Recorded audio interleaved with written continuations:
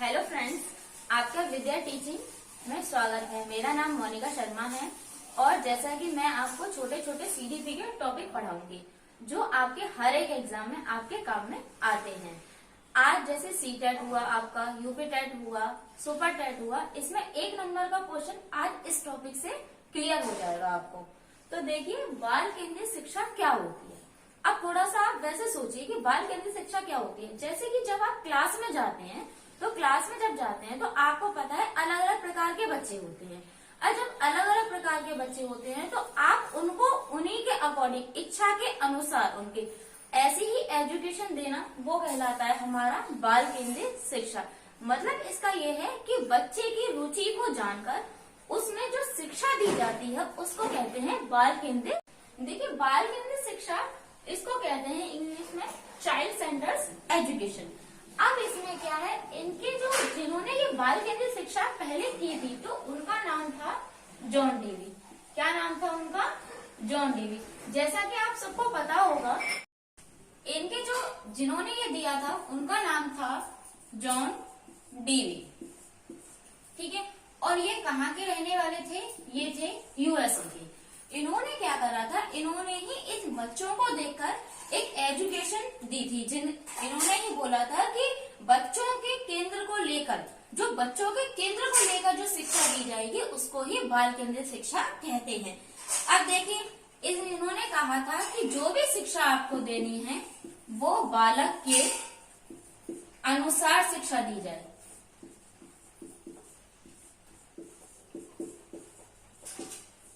केंद्रित शिक्षण के सिद्धांत।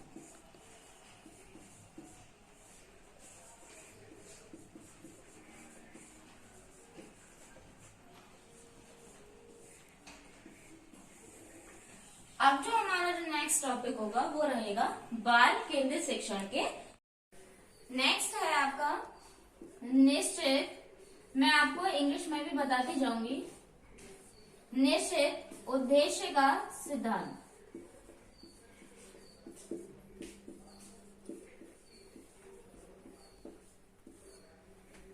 देन थर्ड है आपका रुचि का सिद्धांत।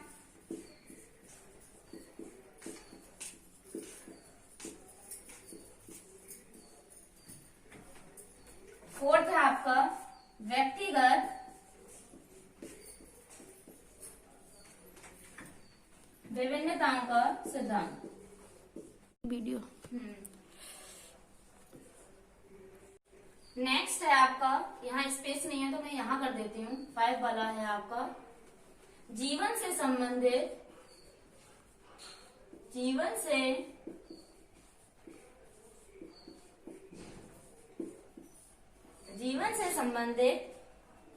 करने का सिद्धांत।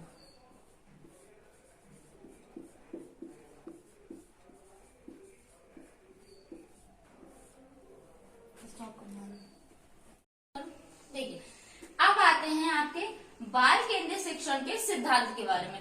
बाल केंद्रित शिक्षण जो है उसके 7 सिद्धांत थे, 7 स्टेप्स। Principal of activeness.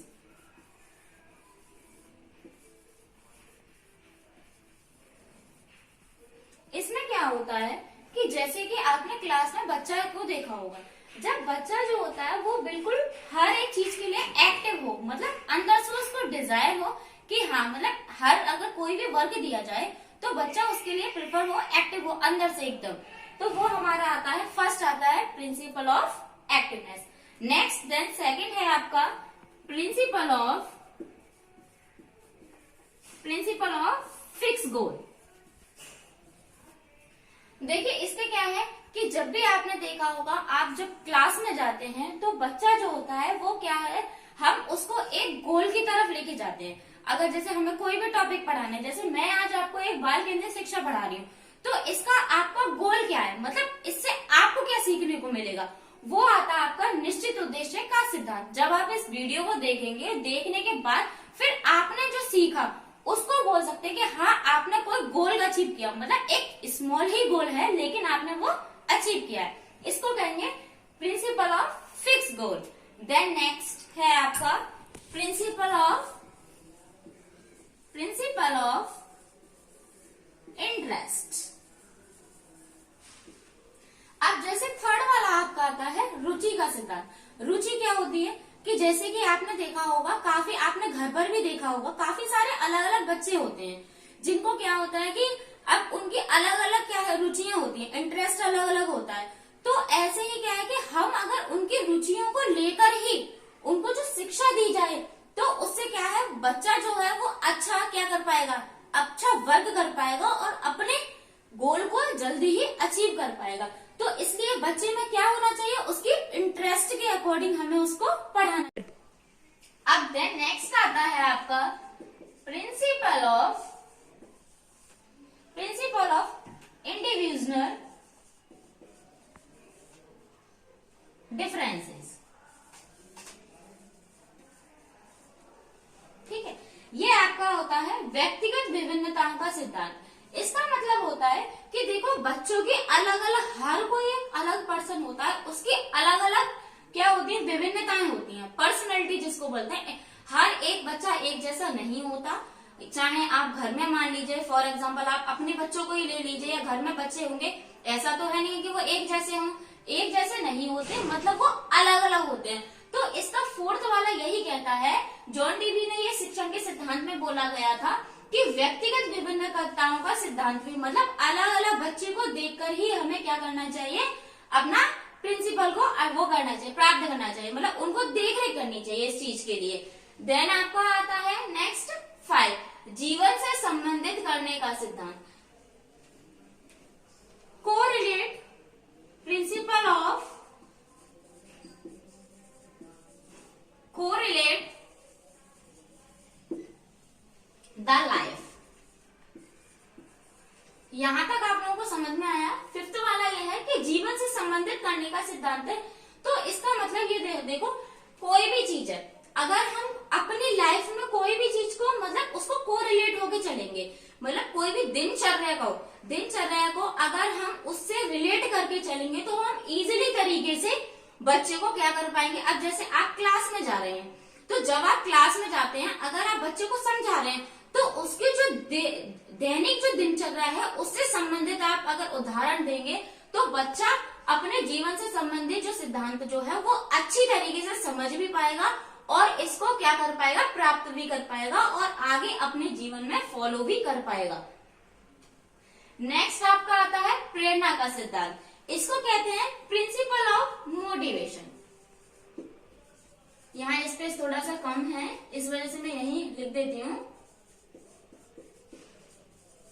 आप लोगों को समझ में आ रहा होगा। अब देखिए 6 वाला जो है प्रेरणा का सिद्धांत, वो क्या कहलाता है, प्रिंसिपल ऑफ मोटिवेशन। देखिए हर कोई इंसान, चाहे हम हों चाहे कोई भी आप ले लीजिए, हर कोई मोटिवेशन एक होता है। मोटिवेशन भी अलग अलग प्रकार के होते हैं, एक होता है आंतरिक और एक होता है बाहरी।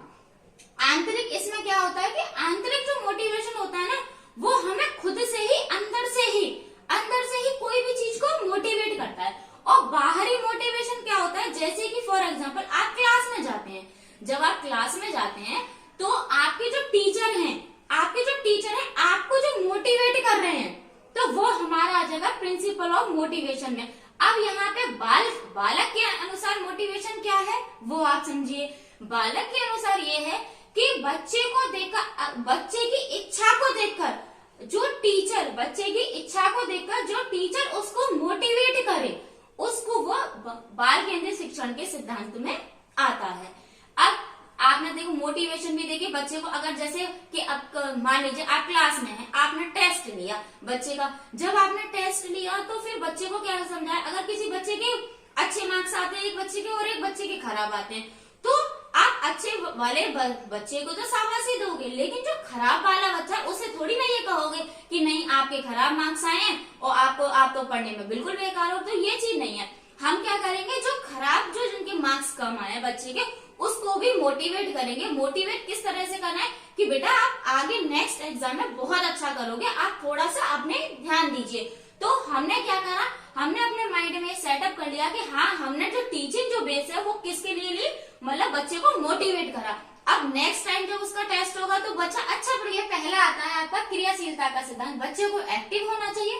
देन नेक्स्ट आता है आपका निश्चित उद्देश्य का सिद्धांत। इसमें क्या है, एक बच्चे का एक फिक्स गोल होना चाहिए, चाहे वो एक दिन का हो, चाहे वो मतलब कोई ना कोई एक डे में पर डे एक फिक्स गोल होना चाहिए। थर्ड आता है आपका रुचि का सिद्धांत, जिसमें बच्चों को इंटरेस्ट के अकॉर्डिंग पढ़ाना चाहिए।